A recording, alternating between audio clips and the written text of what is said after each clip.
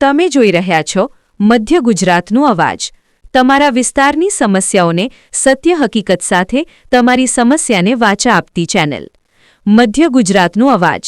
ચાલો જોઈએ આજની મુખ્ય સમાચાર। બોડેલી તાલુકાના ડોરમાર વસાહતના વતની અને ભારતીય સેનામાં 16 વર્ષ સુધી નિષ્ઠાપૂર્વક સેવા આપનાર નિવૃત્ત જવાન કમલેશભાઈ રાઠવાનું આજે ભવ્ય સ્વાગત કરવામાં આવ્યું હતું। અલીપુરા ચોકડી ખાતે યોજાયેલા આ સમારોહમાં આસપાસને ગામોના મોટી સંખ્યામાં લોકો, મિત્રો અને નગરજનોએ હાથમાં તિરંગા અને પુષ્પહાર સાથે દેશભક્તિના જોશમાં તેમનું ઉષ્માભર્યું સ્વાગત કર્યું હતું। અલીપુરા ચોકડીથી લઈને તેમના નિવાસસ્થાન સુધી બાઇક અને કારના વિશાળ કાફલા સાથે ડીજેના તાલે દેશભક્તિના ગીતો ગુંજ્યા હતા, જેને કારણે સમગ્ર વિસ્તારમાં તહેવાર જેવો માહોલ સર્જાયો હતો। માર્ગમાં ઠેર ઠેર લોકોએ પુષ્પવર્ષા કરીને વીર જવાનની રાષ્ટ્રસેવાને બિરદાવી હતી। આ પ્રસંગે કમલેશભાઈ રાઠવાએ ગ્રામજનોનો આભાર વ્યક્ત કરતા જણાવ્યું હતું કે જે યુવાનો ભારતીય સેનામાં જોડાવા ઈચ્છે છે તેમને તેઓ માર્ગદર્શન અને સહાય આપવા સદાય તૈયાર છે।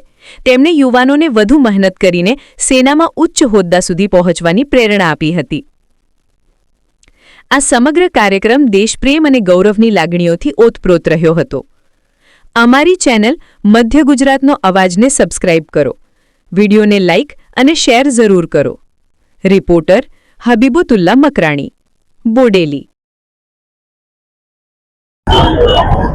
जय हिंद साथियों, मैं आज 16 साल सर्विस के बाद बोडेली शहर में आ रहा हूं और जो मेरे को आसपास के गांव के लोग आए हुए हैं उसको मैं मेरा मेहमान और बाकी धन्यवाद चाहता हूं। और जितना भी कीमती समय मेरे को दिया आपने सभी मिलकर, उसके बाद मैं धन्यवाद चाहता हूं। और मैं अलग अलग स्टेट में सर्विस करके आ रहा हूं, जैसे कि सियाचिन, गलेश्वर, जम्मू कश्मीर, राजस्थान, पंजाब, दिल्ली।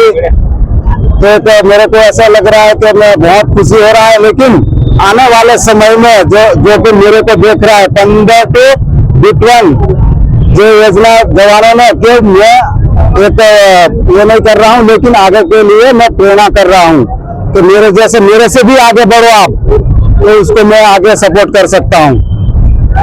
जय हिंद।